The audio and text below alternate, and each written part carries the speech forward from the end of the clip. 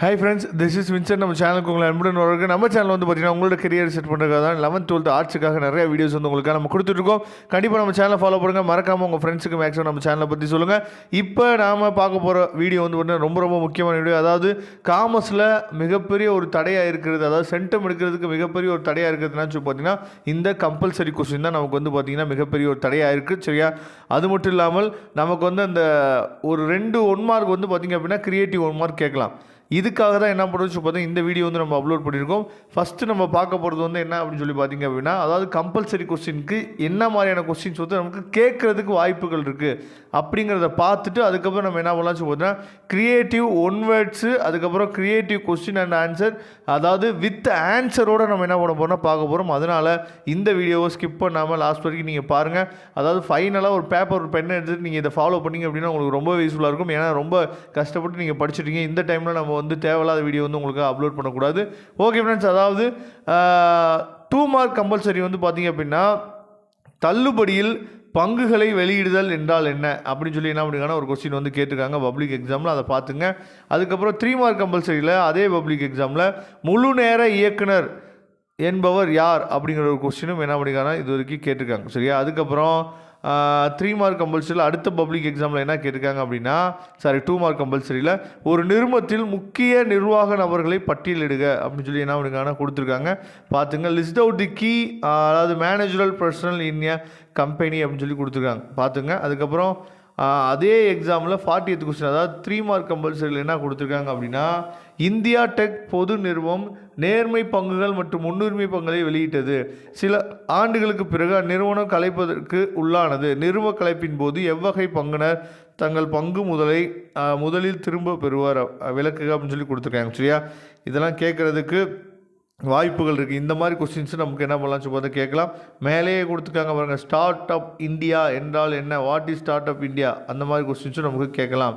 அடுத்த பப்ளிக் எக்ஸாமில் 2 mark compulsory என்ன கேட்டிருக்காங்க அப்படின்னா எண்ணெய், காப்பி ஆகியவை பண்டக சந்தையில் விற்கப்படுகின்றன. இவை எப்பண்டக சந்தையை சார்ந்தது என கூறுக அப்படின்னு சொல்லி கொடுத்துருக்காங்க. அதை பார்த்துங்க. அதுக்கப்புறம் அதே பப்ளிக் எக்ஸாமில் 3 மார்க் கம்பல்சரி என்ன கேட்டிருக்காங்கன்னா ஒரு மாதாந்திர சம்பளதாரரை தங்க முனை பத்திரத்தில் முதலீடு செய்ய 3 அறிவுரைகளை வழங்குக அப்படின்னு சொல்லி கொடுத்துருக்காங்க. அதுக்கப்புறம் வந்து பார்த்தோம் அப்படின்னா அடுத்த பப்ளிக் எக்ஸாம் 2 மார்க் கம்பல்சரி வந்து எழுத படிக்க தெரியாதவர் ஒரு மாற்று முறை ஆவணத்தை எவ்வாறு மேல் எழுதுவார். இஃப் தி பே இஸ் அதாவது illiterate how can he endorse a noticeable, அதாவது இன்ஸ்ட்ருமெண்ட் அப்படின்னு சொல்லி கொடுத்துருக்காங்க. சரியா? பார்த்துங்க. அதுக்கப்புறம் 40th கொஸ்டின், சரியா, 3 மார்க் கம்பல்சரி வந்து பார்த்திங்கன்னா மாற்றுமுறை ஆவணத்தில் மேலிட இடம் போதவில்லை என்றால் எவ்வாறு மேல் எழுதலாம் அப்படின்னு சொல்லி கொடுத்துருக்காங்க. சரியா? இதெல்லாம் தெளிவாக நீங்கள் பார்த்துங்க. அடுத்து நம்ம என்ன பண்ண போகிறோம்னு சொல்லி பார்த்தா க்ரியேட்டிவ் கொஸ்டின் பார்க்க போகிறோம். வாங்க. ஓகே ஃப்ரெண்ட்ஸ், எப்படி நம்ம வந்து கம்பல்சரி கொஸ்டின்ஸ் வந்து நம்ம முக்கியத்துவம் கொடுக்குறோமோ சென்டம் எடுக்கிறதுக்கு, அதே மாதிரி க்ரியேட்டிவ் கொஸ்டின்ஸுக்கு நீங்கள் என்ன பண்ணு சொல்லி அதிகமாக முக்கியத்துவம் கொடுக்கணும். சரியா? இந்த அடிஷனல் கொஸ்டின்ஸு நீங்கள் என்ன பண்ணுவோம் சொல்லி பார்த்தீங்க, அதாவது எடுத்துக்கலாம். 1 வேர்ட்ஸ் மட்டும் கிடையாது, கொஸ்டின் அண்ட் ஆன்சர் உங்களுக்காக கொடுத்துருக்கோம். Management is A dash oriented. இதுக்கெல்லாம் நீங்கள் என்ன பண்ணுங்கன்னு சொல்லி பார்த்தா ஃபஸ்ட்டு உங்களால் ஆன்சர் வந்து கண்டுபிடிக்க முடியுதா அப்படின்னு சொல்லி கொஞ்சம் நீங்கள் பாருங்கள். நம்ம என்ன பண்ணுங்கன்னு சொல்லி பார்த்தா உங்களுக்காக கீழே இதோட ஆன்சர்ஸ் வந்து கொடுத்துருக்கோம். ஃபஸ்ட் ஒன்றுக்கு டி, செகண்ட் ஒன்றுக்கு டி அப்படின்னு சொல்லி கீழே உங்களுக்காக ஆன்சர்ஸ் வந்து கொடுத்துருக்கோம். அதுக்கப்புறம் 2 மார்க் அதாவது க்ரியேட்டிவ் கொஸ்டின்ஸ் வந்து பார்த்தீங்கன்னா mention the different concept of management. இது எல்லாமே நமக்கு பப்ளிக் எக்ஸாமில் கேட்ட க்ரியேட்டிவ் கொஸ்டின் தான் உங்களுக்காக கொடுத்துருக்கோம். What do you mean by specialization. சரியா? இது ரொம்ப முக்கியமான கொஸ்டின். அதுக்கப்புறம் what concept is relaxation of a corporate code conduct. சரியா? இது ரொம்ப முக்கியமான கொஸ்டின். அதுக்கப்புறம் வந்து பார்த்தீங்கன்னா what are 2 important purpose of management. சரியா? அதுக்கப்புறம் what you mean by unity of command. சரியா? ரொம்ப முக்கியமான கொஸ்டின். அதுக்கப்புறம் அதாவது 3 மார்க் கொஸ்டின்ஸ் வந்து பார்த்திங்க அப்படின்னா mention the different schools of management. What are the 3 jobs trust by the manager by Peter D Drucker. சரியா?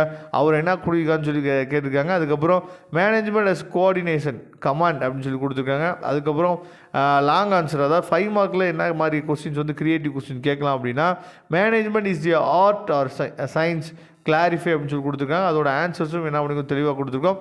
அடுத்து லெசன் 2ல் வந்து பார்த்திங்க அப்படின்னா இருக்கக்கூடிய க்ரியேட்டிவ் கொஸ்டின், அதே மாதிரி வந்து பார்த்திங்கன்னா ஷார்ட் ஆன்சர், அதுக்கப்புறம் லாங் ஆன்சர் எல்லாமே என்ன பண்ணிக்கணும் சொல்லி உங்களுக்காக கொடுத்துருக்கோம். அதனால் இந்த பிடிஎஃப் ஃபைலில் நீங்கள் என்ன பண்ணலாம் சொல்லி டவுன்லோட் பண்ணிங்க. டவுன்லோட் பண்ணிவிட்டு நீங்கள் தெளிவாக சென்டம் எடுக்கணும்னு நினச்சிங்க அப்படின்னா இதெல்லாம் சேர்த்து நீங்கள் படிச்சுங்க. கண்டிப்பாக நீங்கள் சென்டம் எடுக்கிறதுக்கு வாய்ப்புகள் வந்து காமர்ஸில் அதிகமாக இருக்குது. சரியா, நல்லபடியாக நீங்கள் ப்ரிப்பேர் பண்ணுங்கள். Okay friends, thank you. நம்ம நெக்ஸ்ட் வீடியோவில் பார்க்கலாம். அதுவரை உங்களிடம் விடைபெறுவது உங்கள் நண்பன் வின்சன். தேங்க்யூ. இதோட பிடிஎஃப் ஃபைல் லிங்க் வந்து பார்த்தீங்கன்னா டிஸ்கிரிப்ஷன் பாக்ஸில் இருக்குது. தேங்க்யூ.